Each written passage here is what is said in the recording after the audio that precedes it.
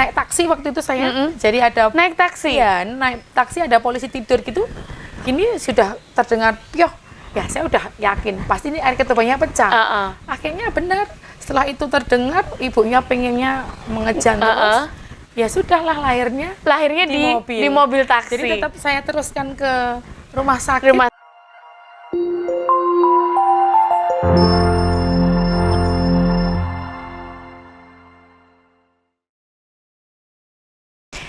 Satu hati untuk negeri, satu jiwa untuk bangsa, satu rasa untuk Indonesia. Apa kabar? Pemirsa Surya Nuswantara TV, senang sekali Siantik Wijaya kembali hadir. Dan tentunya untuk episode yang kesekian, episode kita udah banyak ya guys ya. Kali ini kita akan membahas yang tidak biasa. Selalu tidak biasa dong ya. Di Talkshow Suara Rakyat selalu menghadirkan bintang tamu yang tidak biasa. Nah, nanti tanggal 24 Juni 2022 kita akan memperingati Hari Bidan Indonesia. Jadi ini untuk IBI, Ikatan Bidan Indonesia, nanti tentunya akan berulang tahun. Kalau tidak salah hitung ya, itu yang ke-71 tahun di tahun 2022. Nah, tema kita hari ini adalah bersama dengan Ibu Bidan tentunya ya. Kita nanti akan tanya-tanya seputar sejarah dari Ibu Bidan itu sendiri. Tanya-tanya seputar bagaimana tentang profesi seorang bidan itu seperti apa sih? Ada suka dan ada dukanya. Nah, sudah hadir di sini bersama dengan Mbak Novita. Iya. Mbak Novita atau Bu Novita nih, atau Bu Bidan Novita nih? Bebas aja. Bebas aja. Tapi kalau biasanya di kantor dipanggilnya Bu Bidan ya? Iya, Bu Novita gitu. Bu Novita, oke. Karena memang secara profesional pasti panggilnya Bu gitu ya. Oke. Saya boleh ikutan Bu juga dong ya. Berarti samain aja deh sama yang di kantor ya. Boleh. Bu Novita ya? Iya, boleh. Oke, Bu Novita. Tapi kalau biasanya orang pasien datang langsung Bu Bidan iya, gitu ya. Ya, apa kabar Bu Novita? Alhamdulillah baik, sehat. Sehat ya. Ini sebentar lagi tentunya kita akan memperingati Hari Ikatan Bidan Indonesia yang ke-71. Maka dari itu kita mengajak Ibu Bidan untuk rawuh di sini dan semoga nanti bisa berbagi pengalaman nih dan semoga bisa menginspirasi untuk Anda yang menginginkan sekolah bidan atau menginginkan anaknya nanti anakku nanti cita-citanya jadi bidan. Nah, itu sangat mulia sekali karena setiap persalinan itu selalu dibutuhkan bidan. Even itu ada dokter, pasti bidan tuh selalu berperan di situ ya. Walaupun ada dokter, pasti selalu ada bidan setiap persalinan. Kemudian untuk step-step di mana kita menjalani kehamilan itu juga dibutuhkan peran seorang bidan. Nah, itu dia. Nah, boleh dong untuk Mbak Novita bisa diceritakan bagaimana dulu memilih profesi jadi bidan ini? Apakah pilihan sendiri, ataukah pilihan orang tua, ataukah emang dari kecil udah cita-cita, ataukah pas waktu sekolah terinspirasi oleh apa gitu, bisa diceritakan? Iya, kalau ditanya kenapa dulu jadi bidan, pengen jadi bidan, satu kata mungkin buat saya sendiri itu terpaksa sebenarnya. Terpaksa? Iya, dulu ya karena memang sebelum mendaftar bidan, saya sudah mendaftar ke berbagai universitas dan kebetulan memang tidak ada yang diterima satupun. Saya tidak tahu itu apakah memang saya yang nggak bisa mengerjakan untuk masuk ke sana atau memang itu sudah jalannya Allah. Jadi saya dipaksa sama orang tua saya, terutama bapak, waktu itu menginginkan saya sekolah bidan karena mungkin bapak melihat bidan-bidan di sekitar kami mungkin waktu itu wah kok sukses gitu, mungkin menginginkan anaknya bisa sukses seperti Bu bidan yang sudah terjun terlebih dahulu itu. Makanya kenapa kalau ditanya sebenarnya saya terpaksa, saya dulu tuh pengennya sebagai ahli gizi atau apoteker waktu itu, tapi iya, tapi karena saya mendaftar ke berbagai universitas tidak diterima, akhirnya hanya bidan yang diterima, akhirnya ya sudah saya jalani ini. Diniatin ya. Sudah berapa tahun profesi ini di 14 tahun. Mau 14 tahun. Mau 15 tahun. Nah, ketika gimana perasaannya ketika sudah masuk menjadi saya sekarang sudah dinobatkan sebagai seorang bidan. Jadi berarti sudah selesai studinya. Iya. Itu pertama kali seperti apa itu? Apakah tinggal ngejalanin aja, ya udahlah let it flow, atau Itu belum selesai sampai di situ. Jadi selesai kuliah, saya mendapatkan pekerjaan yang memang lumayan jauh dari tempat tinggal saya. Sekolah sudah asrama, jauh dari orang tua, kemudian tempat pekerjaan juga jauh dari rumah. Akhirnya saya diterima di Sukoharjo Bidan Desa, Bidan PTT itu waktu itu juga tidak sesuai keinginan. Saya mendapatkan penempatan yang memang jauh di Puskesmas Kartasura. Jadi rumah saya di Mojolaban, kemudian penempatan di sana dengan waktu itu juga sepertinya dilakoni. Seperti dilakoni. Iya, itu awalnya. Tapi alhamdulillah semakin kesini Allah memberikan jalan karena mendapatkan ternyata tempat kerja saya itu lingkungan yang enak, nyaman, baik, teman-teman yang baik semua, membimbing, menemani saya dengan mensupport. mensupport saya semuanya. Jadi sampai di sini justru saya bersyukur. Oh, alhamdulillah, ternyata dulu saya dipaksa sama bapak itu ternyata hasilnya bisa saya rasakan sekarang. Hasil yang bisa dirasakan sekarang ini seperti apa? Ya, Sebuah lingkungan tempat lingkungan kerja yang sangat nyaman. Iya, nyaman, baik-baik. Jadi alhamdulillah Kondusif, harmonis. Iya, kalau sekarang saya ditanya, pengen lagi nggak pindah ke tempat yang dekat dengan asal saya rasa jawaban saya pilih di sini. Pilih? Iya, karena sudah terlanjur nyaman dengan kondisi saya sekarang. Sekarang posisinya juga masih Lajo dari... Udah. Ya, saya sudah tinggalnya di Makam Haji sesuai daerah penempatan saya. Oke, dan di Makam Haji, waktu masuk bidan ini masih single ya? Masih single. Dan sekarang sudah anak saya sudah 2. Oke. Berarti berkeluarga, kemudian membeli tempat tinggal di area dekat dari pekerjaan, tempat pekerjaan ya. Oke. Ya, dan memang sih kalau berbicara kalau berbicara mengenai kenyamanan bekerja, itu apapun pekerjaannya, berapapun gajinya, itu pasti tidak bisa menjadi patokan di mana kita nyaman atau nggak nyaman, kerasan atau nggak kerasan. Yang bikin nggak kerasan atau tidak kerasan itu adalah lingkungan. Lingkungan di mana kita berada, bekerja. Jadi berapapun itu gajinya, asalkan lingkungannya harmonisasinya baik, nyaman, komunikasinya juga terbangun baik, itu juga akan menimbulkan rasa kerasan itu sendiri deh. Oke. Enjoy itu sendiri. Nih jadi misalnya nih buat remaja-remaja nih ya, remaja putri ya. Kalau remaja putra ini bisa nggak sih jadi bidan sebenarnya? Definisi bidan itu sendiri seorang perempuan, jadi tidak ada bidan itu laki-laki. Nggak ada bidan laki-laki tapi ya? Kalau dokter obstin banyak. Ya, tapi bidan harus perempuan. Harus perempuan. Nah, jadi nggak ada ya. Kalau perawat ada laki-laki, ada perempuan. Tapi kalau bidan ini harus perempuan. Nah, ini untuk remaja putri yang nampaknya berpikir 2 kali atau masih ragu-ragu untuk sekolah kebidanan ya. Nah, mungkin dari sini adalah step awal di mana Anda bisa semakin memantapkan langkah Anda untuk ke studi sekolah bidan. Nah, ini kan udah deket-deket nih sama sekolah tahun ajaran baru dan sebagainya. Ini pasti banyak juga yang bimbang mau milih kemana. Termasuk nih ekspektasinya pengennya apoteker, terus ahli gizi, semacam itu kan ya. Tapi secara garis takdir dari Tuhan itu akhirnya kamu jadi bidan aja deh. Oke. Tapi ngomong-ngomong, hikmah selain juga kenyamanan tempat bekerja, ini dulu pernah punya pengalaman yang ada yang nggak enak dan tidak enak pasti dong ya.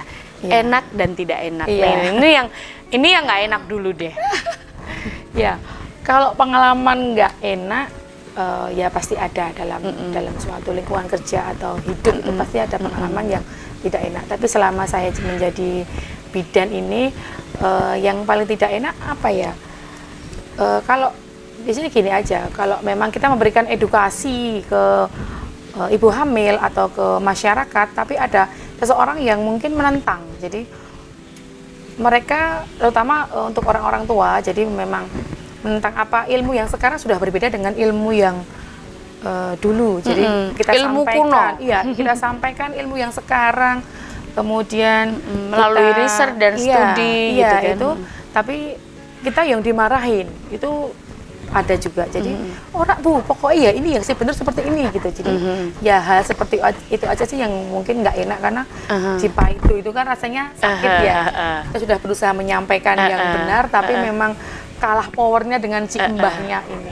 Gitu aja sih. Dimentahkan. Kalau Jadi memang hal nggak semacam enak banget sih nggak ada. Oh gitu. Karena memang dari awal setelah saya jadi bidan ini ya udah memang ini jalan hidup saya enjoy, saya menikmatinya. Jadi kalau mungkin ada kendala-kendala kecil itu ya saya anggap itu ya nggak masalah. Itu sudah menjadi resiko pekerjaan kita. Iya. Pertama kali itu ditugaskan langsung di Kartosuro. Iya.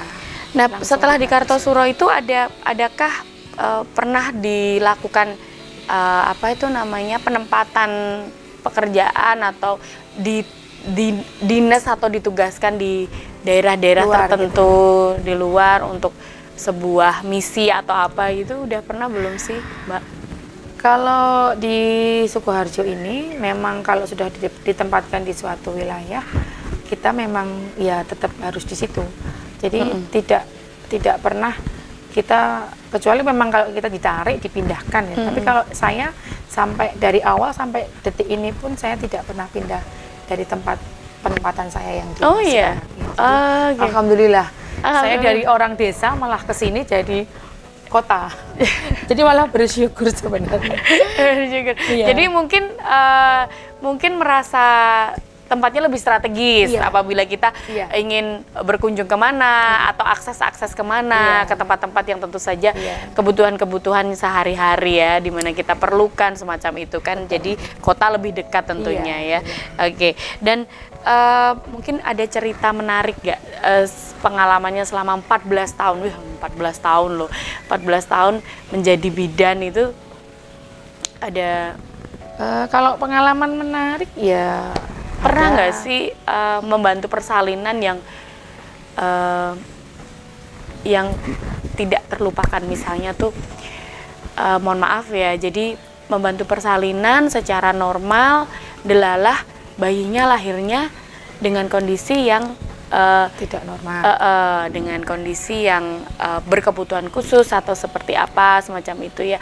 Nah itu kemudian orang tuanya ini ibu terutama ini susah menerima atau bagaimana gitu. Itu apabila menemukan hal-hal seperti itu tuh biasanya gimana sih antisipasinya? Kalau yang seperti itu memang alhamdulillah saya belum pernah.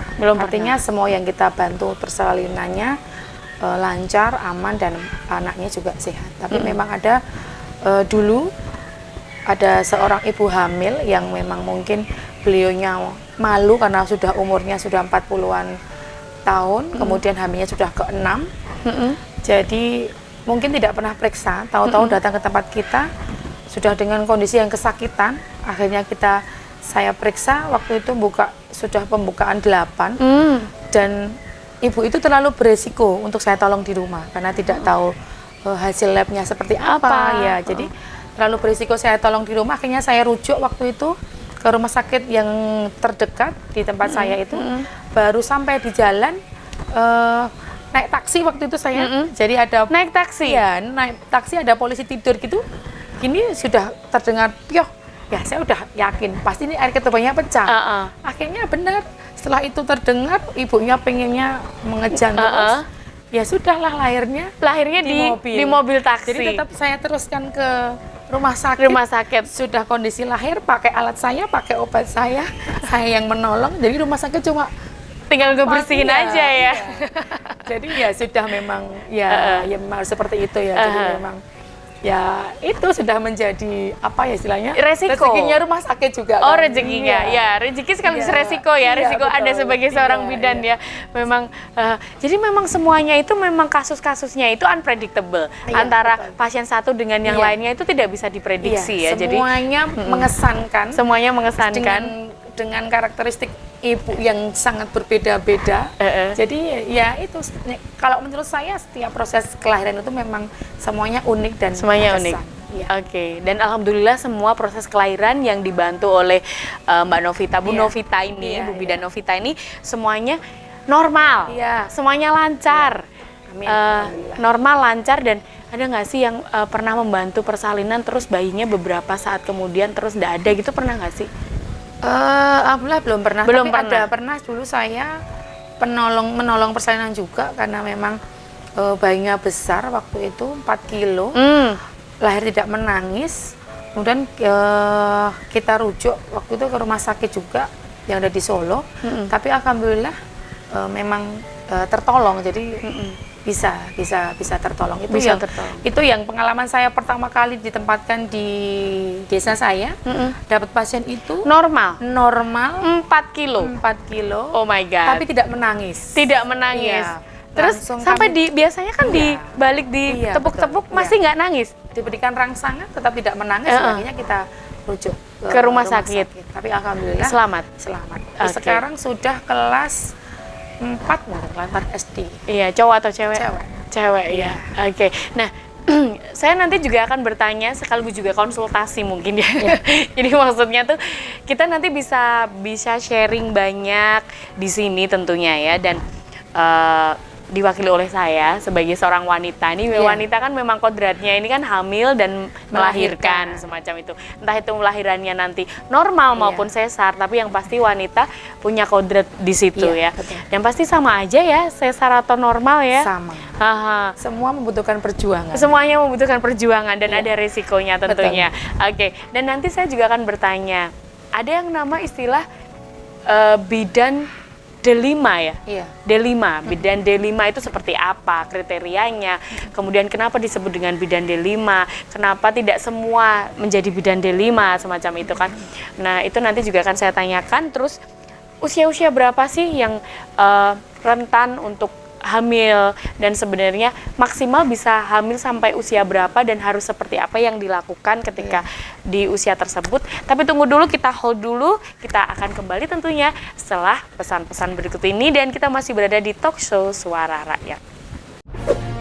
Ini adalah Driver Maitora, siap untuk mengantar Anda kapanpun dan dimanapun.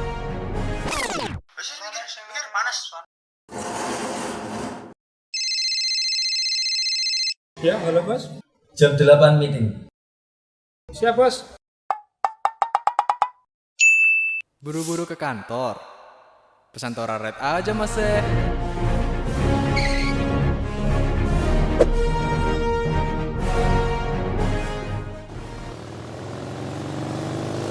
Segera di kota Anda.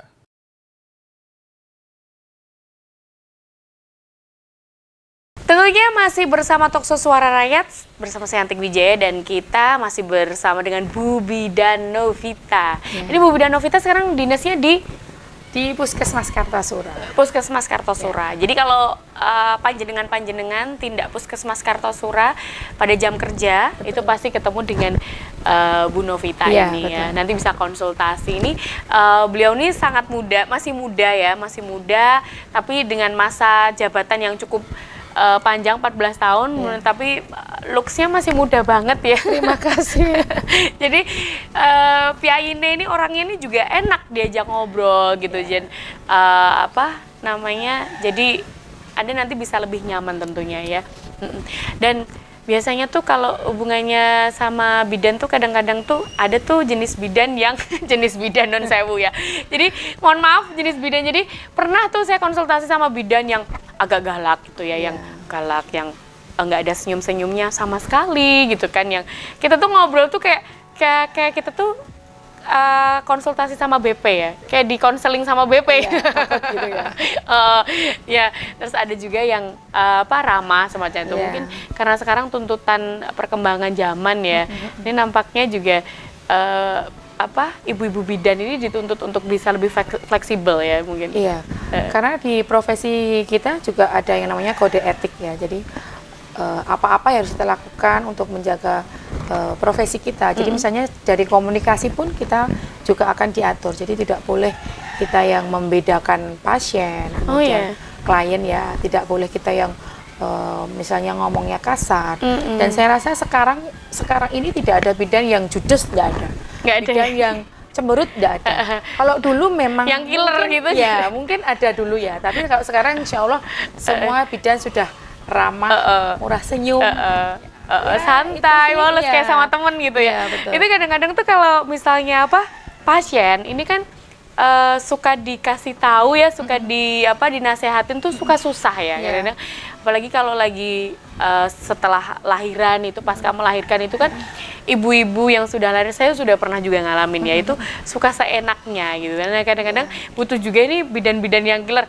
Hayo, ini nggak boleh seperti ini. Terus kadang kita juga paling susah itu kalau ibu hamil itu minum vitamin. Tambah darah ya. Itu kita kan suka mual Iya, semacam itu. iya. Jadi apa sih nama ini vitaminnya apa sih? Tambah darah. Tambah darah. Terus ada Ada lagi asam folat, asam ada folat, kalsium. Ya. kalsium. Nah ini kan ada beberapa obat nih yang bikin kita vitamin yang bikin kita tuh kadang suka ngerasa Enak tambah gitu ya. mual. Ya kembali lagi tadi saya ingin tahu nih tentang bidan sama bidan D5 Nina. Itu sebenarnya pembedanya apa sih bidan sama bidan D5? Iya, kalau pada dasarnya semua bidan itu sama ya Mbak. Kita mempunyai tugas dan kewajiban yang sama sebenarnya. Memberikan asuhan kebidanan kepada setiap wanita maupun kepada ibu bayi balita. Tapi untuk yang membedakan, balita juga, iya, anak-anak juga iya. ya ternyata. Oke. Jadi bidan D5 itu bidan yang sudah lolos kualifikasi atau pengajuan untuk ke pusat kalau memang sudah menjadi bidan D5. Artinya begini, ada kriteria-kriteria tertentu yang memang harus kita penuhi sebelum kita mendapatkan pengakuan sebagai bidan D5 itu. Oh, Jadi gitu. banyak kriterianya. Oh banyak Iya, banget kriterianya beberapa, dan iya. itu biasanya kita bukan bidannya ditunjuk itu bukan ya? Tidak, Jadi mengajukan? Mengajukan. Oh Iya. gitu. Jadi supaya ada plakatnya tulisan D5, Iya. itu berarti kita mengajukan dulu. Oh, selama walaupun kita sesenior apapun, walaupun kita seterkenal apapun gitu ya, dan banyak dicari oleh kan biasanya dari mulut ke mulut ya, Iya, ke tempatnya betul. Bu Novita itu enak loh, orangnya gini. Tapi kalau misalnya Ibu Novita sendiri nggak ngajuin, itu berarti nggak turun juga ya? Iya. Oh, Jadi bidan D5 itu memang ya itu tadi kualifikasi. Jadi ada beberapa kriteria yang memang harus kita penuhi dulu sebelum kita mendapatkan sertifikasi untuk seorang jadi bidan D5. bidan D5.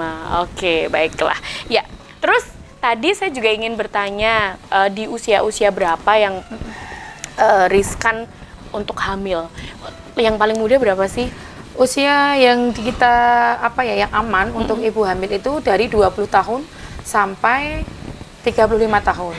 Jadi kalau sebelum 20 tahun alat reproduksinya belum Sempurna. terlalu matang, ya belum sempurna. Untuk yang 35 tahun ke atas juga berisikonya karena memang terlalu tua. Jadi ibu-ibu nih yang pengen hamil usahakan di rentan usia 20 sampai 35 tahun. Itu usia yang paling aman. Usia reproduksinya segitu. Oke, dan di usia berapa sih siap untuk seorang wanita siap dibuahi istilahnya ya? Beresiko kadang-kadang kan ada tuh yang usia 13 tahun udah bisa hamil, itu bener nggak sih? Ya benar, karena memang Ketika sudah mens? Iya, selama sudah oke. haid, sudah mens dan ada pembuahan ya pastinya akan hamil. Walaupun itu usia 10 tahun pun kan ada ya, udah kadang 11 tahun, 12 tahun udah mens gitu. Iya. Oh. Ya, jadi memang tantangan buat ibu-ibu yang sekarang punya anak gadis yang sudah haid kelas 5, sudah banyak yang haid kan, ya itu sudah mulai harus hati-hati. Saya Oke. punya, kembali lagi cerita, saya punya dulu pasien ibu hamil paling muda usia 15 tahun. 15 tahun. Iya. Ya ampun, Jadi masih belum kecil lulus, banget ya. iya, belum lulus Dan sekolah, sudah wajahnya tuh polos hamil. banget gitu. Heeh. Jadi, tapi sekarang sudah besar ya, sudah punya 2 anak. malah Udah punya sekarang. 2 anak. Iya. Itu tanpa menyebutkan siapa Iya. yang bersangkutan ya. Itu karena kasus apa atau memang karena menikah muda atau Ya biasa, kalau anak-anak usia segitu, kalau Meribel- menikah muda pun nggak accident. mungkin usia segitu ya. Karena jadi memang- kecelakaan. Iya betul. Oke, karena kecelakaan. Tapi memang jadi ini peran serta di lingkup keluarga itu sangat Iya, penting betul, ya. betul. Apakah juga bidan melakukan penyuluhan-penyuluhan yang bersifat seperti itu? Iya, pasti. Jadi tugas bidan itu saya menyinggung sedikit ya. Tugas bidan itu tidak hanya sekedar menolong persalinan. Jadi banyak tugas kita, dan bahkan kalau bisa digambarkan dari seseorang itu dalam perutnya ibu sampai dia lahir, tumbuh besar menjadi lansia, itu akan banyak berhubungan dengan kita seorang bidan. Oh, Ya, oke. jadi ya seperti yang Mbak Anti tanyakan tadi, misalnya pendampingan ya namanya itu. Ya. Jadi pendampingan caten namanya kita. Jadi sebelum menikah itu para calon pengantin ini sepasang calon pengantin pria dan wanita datang ke puskesmas ingin melakukan suntik imunisasi TT mau nikah itu ya. Betul. Jadi, itu disitulah sekaligus bidannya Konseling ya ya, berperan. Jadi konsultasi. konselingnya kita masukkan di sana. Apakah apa saja yang mungkin terjadi kalau memang nanti misalnya umurnya belum mencukupi, atau nanti ya kemungkinan yang terjadi selama kehamilan atau besok saat melahirkan. Jadi edukasi di awal sudah kita sampaikan.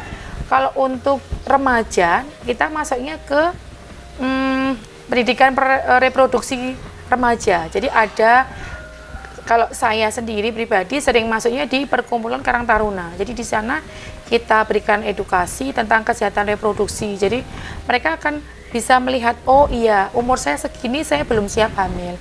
Oh, saya dengan kondisi yang seperti ini saya harus lebih hati-hati. Jadi jadi dari awal kita juga sudah bisa memberikan edukasi bagaimana caranya besok mereka kalau hamil, melahirkan sehat, sampai bayi yang dilahirkannya pun juga sehat. Jadi ya tadi bisa digambarkan dari dalam perut sampai dalam perut, lahir tumbuh, sampai dewasa, lansia pun pasti akan berhubungan dengan Kalau lansia? seorang bidan. Kalau lansia hubungannya dengan bidan?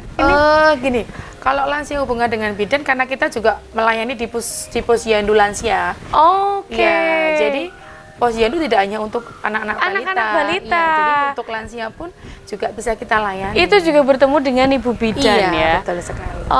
Oke. Jadi hampir siklus hidupnya itu pasti bertemu dengan bidan. Iya. Padahal orang tahu itu kan cuma Iya, Bu bidan itu melahirkan udah. gitu ya. Di luar itu sebenarnya banyak sekali yang bisa kita lakukan.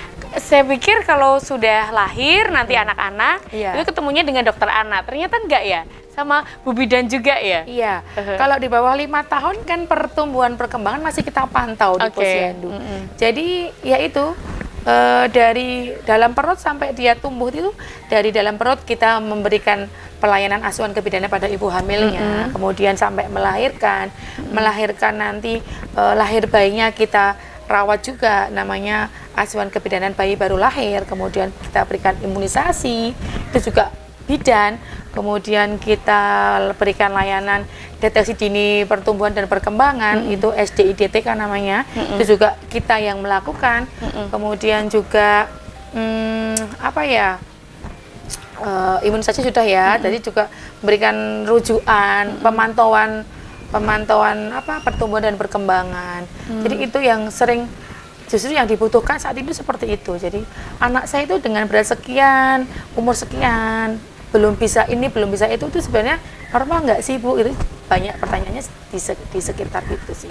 Kalau untuk pertumbuhan perkembangan. Oh iya. Kalau misalnya Jadi tidak hanya anak-anak melahirkan saja gitu. Oh iya. Jadi anak-anak balita. Iya. Kemudian sekarang itu kasus yang sering dijumpai itu adalah speech delay ya. Iya. Itu semacam itu tuh memang harus segera diambil tindakan atau? Iya.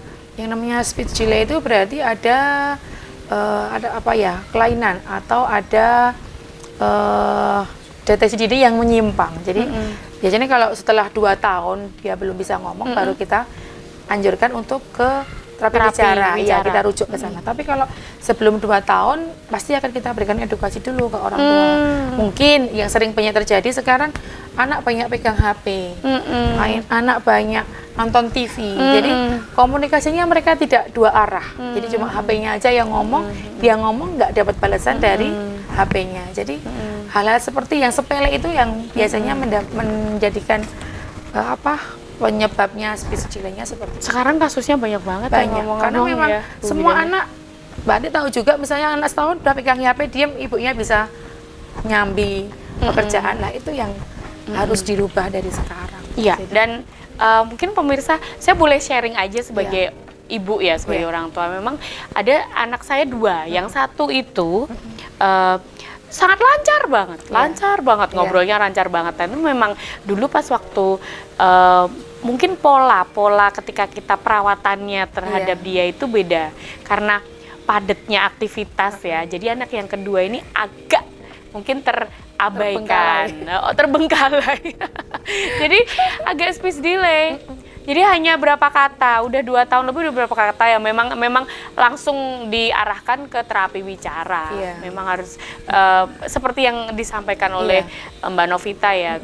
Kalau sebelum 2 tahun masih bisa kita antisipasi kita kejar, dengan ini ya, dengan terapi-terapi kita sendiri, maksudnya sering diajak ngobrol, interaksi, kurangi HP, TV, lebih banyak dikumpulkan dengan teman-teman seusianya anak, itu lebih bisa istilahnya membantu, merangsang dia untuk bisa berbicara.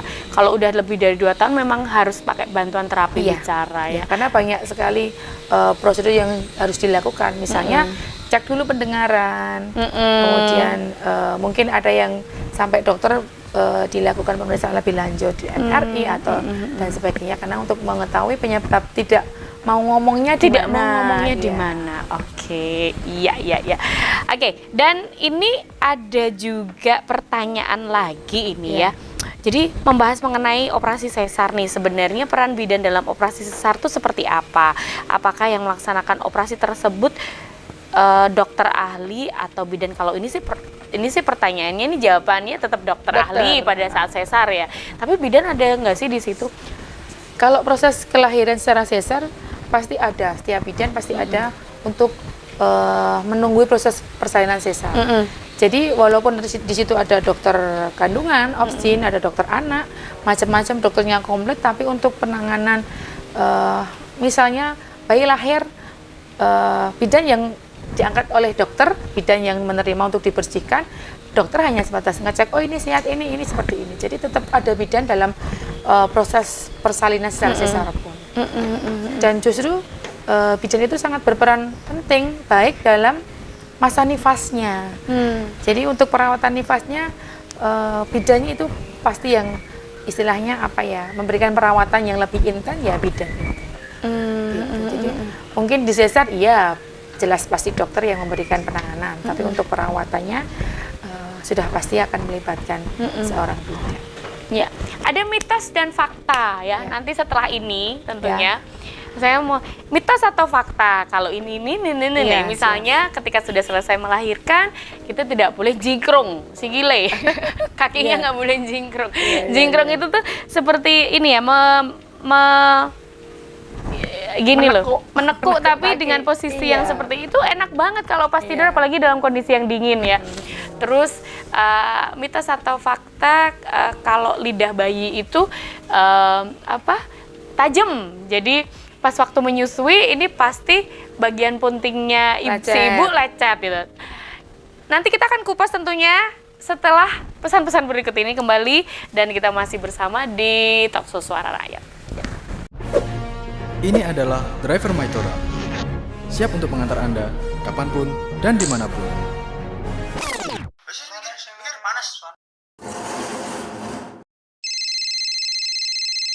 Ya, halo bos. Jam 8 meeting. Siap bos. Buru-buru ke kantor. Pesan Tora Red aja mas.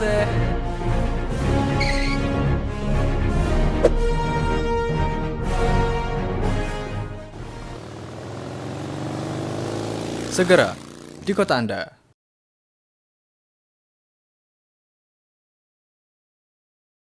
Kembali masih di Talkshow Suara Rakyat, dan saya masih bersama dengan Bu Bidan Novita. Kita nanti ada 3 ini. Yang pertama adalah mitos atau fakta, kemudian terus kita juga nanti ada sedikit pertanyaan, dan terakhir nanti closing statement. Ini pertanyaan dulu deh, sebelum ke mitos atau fakta ya. Ini adakah pesan untuk pemerintah ke depannya mengenai dunia kesehatan khususnya untuk bidan? Tapi ngomong-ngomong, Mbak Novita nih udah PNS belum sih Mbak? Alhamdulillah sudah. Sudah ya Mbak Novita udah PNS. aman ya. Alhamdulillah, ya. Sudah berada di zona aman ya Iya, berarti ya. Ya. Dan ini mungkin pesannya untuk pemerintah apa nih? Ya, kalau untuk pemerintah mungkin untuk buat kami para bidan, untuk yang mungkin masih belum seberuntung kami yang sudah menjadi ASN ya Mbak. Jadi untuk teman-teman yang masih apa istilahnya berjuang ikut di klinik, ikut di manapun yang masih bekerja istilahnya masih ikut orang gitu ya. Jadi untuk pemerintah mungkin harapan kita ada standar ya, mungkin kalau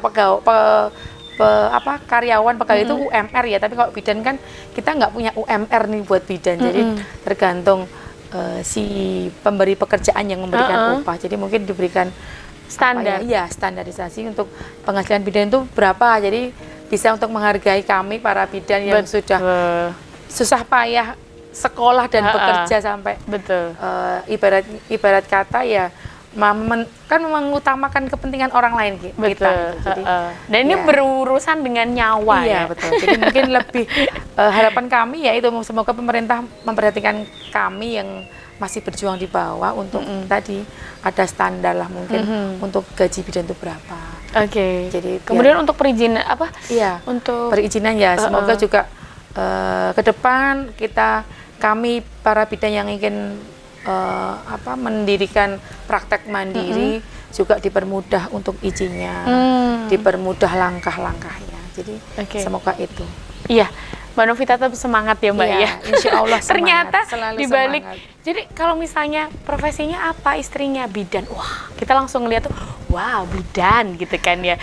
Jadi, tapi ternyata ditanya orang-orang pasti nggak ada tanya mau jadi apa, bidan nggak ada. Pasti maunya jadi dokter, guru, apa polisi gitu. Jadi tapi ada kebanggaan sendiri loh.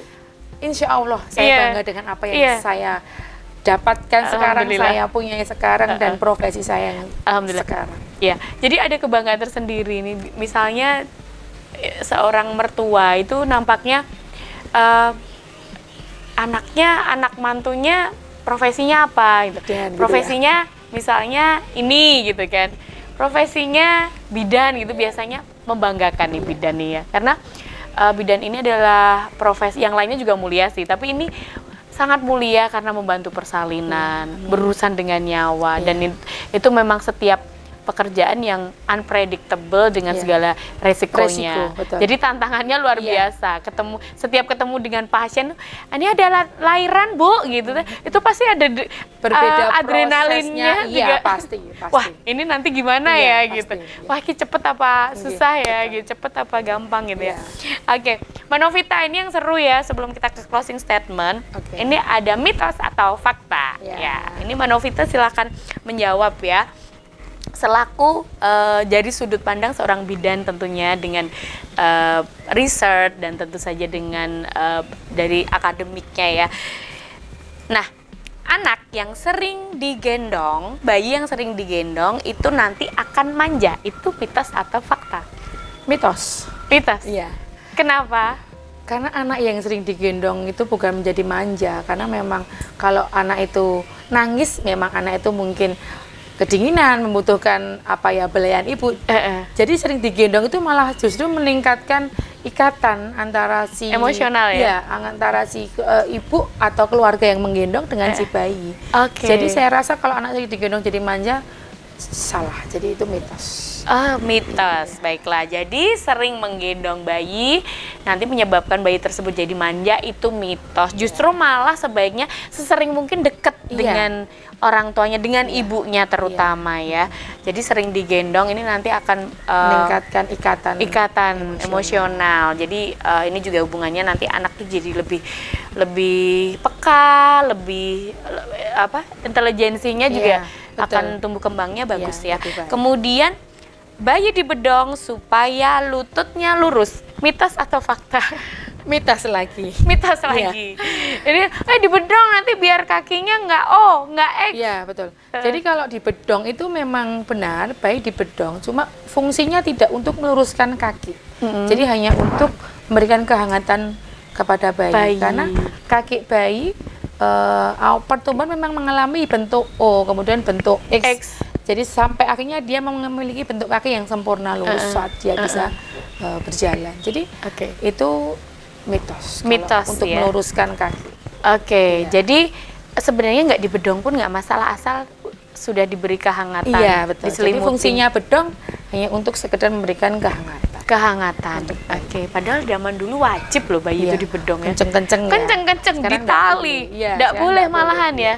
Oke, sampai sesak nggak bisa napas gitu ya. Kalau bisa ngomong gitu, ampun Betul. lepasin gitu ya. Oke, kemudian mitos atau fakta bayi yang baru saja lahir itu memiliki lidah yang tajam. Tajam silet gitu ya. Tajam silet. Jadi ini sakit banget loh memang. Jadi mesti lecet sampai berdarah-darah tuh ya. Itu mitos sih Mbak. Mitos ya? Iya, jadi Oke. kenapa bisa lecet? Mungkin karena satu cara menyusuinya aja kurang tepat. Oh, Ya, jadi salah ya, posisinya. yang kedua, iya, mungkin perawatannya juga kurang benar. Jadi kalau lidah bayi tajam tidak. Jadi ya memang lidah bayi baru lahir, dia mau menyusu ke ibunya dengan kondisi mungkin puting yang belum siap, mungkin masih kaku, belum dilakukan perawatan, ya pastinya akan lecet karena Iya. kan dikenyut terus. Iya, bayi pasti akan berusaha untuk mencari Iya, asupan tapi makanan tidak ya. dengan karena lidah bayi yang tajam. Iya. Jadi mungkin karena tadi perawatannya yang kurang baik atau cara menyusui yang kurang tepat. Oke, jadi ada cara menyusui Iya. yang tepat ya. Bagaimana cara yang tepat nanti langsung konsultasi ya Iya, dengan Bumi siap. dan Novita. Oke, karena Siap. sekarang temanya adalah mitos atau fakta. Dan mitos atau fakta, bayi tidak boleh kukunya tidak boleh digunting sebelum selesai 40 hari. Jadi nggak boleh dipotong dulu gitu Heeh. sebelumnya. Mitos Walaupun juga, panjang-panjang. Iya. Mitos juga? Iya, jadi kuku bayi karena bayi harus dijaga kebersihannya setiap saat. Justru kalau bayi yang baru lahir, kalau memang sudah berani untuk memotong kuku, dipotong karena itu malah justru kalau nggak dipotong akan melukai dirinya sendiri. Mungkin Oke. lupa nggak dikasih sarung Sarung tangan, tangan. akhirnya mencakar-cakar Wajahnya. wajahnya sendiri ya. Jadi Oke. mungkin juga bisa untuk sarang bakteri ataupun kotoran. Jadi malah sebaiknya dipotong. Dipotong. Iya. Apalagi kuku bayi cepet banget loh ya. Iya, teman. betul. Cepet banget. Iya. Baru kemarin dipotong udah berapa Panjang hari udah lagi. panjang lagi. Oke, jadi itu mitos. Boleh. Jadi sebelum 40 hari. Waduh, kalau 40 hari nggak kebayang deh panjangnya Betul. seberapa ya. Dan itu nanti justru beresiko ya. Iya. Oke. Nah, kemudian untuk penggunaan gurita atau grito ya Iya. kalau bahasa Jawanya istilahnya grito. Grito. Gurita ini akan menghindarkan perut bayi buncit. Mitos atau fakta? Jadi harus dikasih grito biar Perutnya nggak perutnya buncit langsing. gitu ya. Mitos juga, Mbak. Mitos juga ya. Jadi penggunaan gurita sekarang sudah tidak dianjurkan lagi, sama sekali tidak dianjurkan karena apa? Akan membuat sesak ke bayi. Jadi sekarang bayi baru lahir tidak boleh dipakai gurita, langsung pakai kaos dalam atau kalau memang belum ada kaos dalam langsung dipakaikan baju bayinya aja. Jadi tidak boleh pakai gurita sekarang. Perut bayi yang buncit ya memang secara Alami. anatominya ya anatomi. memang tubuhnya bayi seperti itu. Karena bayi melakukan pernafasan secara abdomen, secara perut belum secara dada. Jadi kenapa perut bayi itu melebar, buncit, kembang kempis gitu ya memang seperti itu. Jadi yang normal jangan dijadikan tidak normal dengan memakaikan gurita. Oh Jadi iya. gurita untuk saat ini sudah tidak dianjurkan. Sudah tidak dianjurkan ya. Berarti Anda yang masih Pakai gurita. aduh jangan ya, kasihan ya. Berarti nanti ini menghambat pernafasannya Iya, juga karena betul. masih pernafasan perut ya. Kemudian ini mitos atau fakta, ibu hamil dengan pinggul yang lebar yang besar itu lebih mudah untuk kelahirannya, proses kelahirannya. Iya. Mitos juga. Mitos juga. Iya. Jadi ibu yang mempunyai pinggul yang lebar besar itu juga belum tentu akan memiliki rongga panggul di dalam yang lebar juga. Jadi tidak semua proses kelahiran mentang-mentang ibunya besar tinggi kelahirannya gampang. Juga belum tentu. Belum tentu. Iya, jadi banyak sekali faktor yang mempengaruhi kelancaran persalinan. Tentunya tidak hanya karena panggul ibu yang besar saja. Oke. Jadi tidak semua ibu yang berpanggul besar berpostur besar tinggi kelahirannya gampang, belum tentu. Belum tentu ya. Oke. Kemudian ini yang terakhir, mitos atau fakta, persalinan kedua itu lebih mudah daripada persalinan kedua itu selalu lebih mudah. Bukan daripada, selalu lebih mudah. Iya. Kalau ada kata selalu itu belum tentu. Belum tentu. Iya. Tapi kalau lebih mudah biasanya iya. Ada Karena- kemungkinan. Iya.